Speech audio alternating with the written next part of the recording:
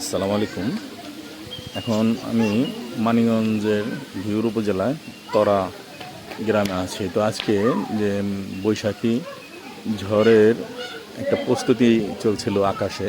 তো যাই হোক, আস্তে আস্তে এটা হয়তো নিম্নগতির দিকেই অতিবাহিত হচ্ছে। তো আকাশটা খুবই কালো মেঘে ঢেকে গিয়েছিল।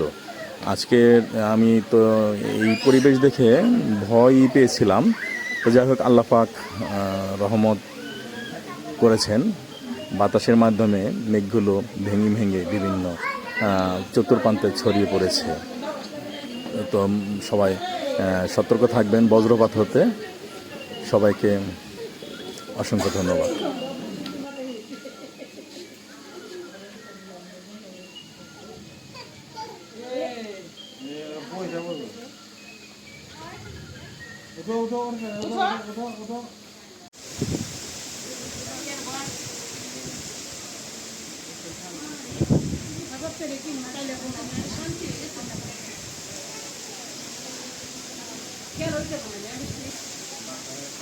বাইরে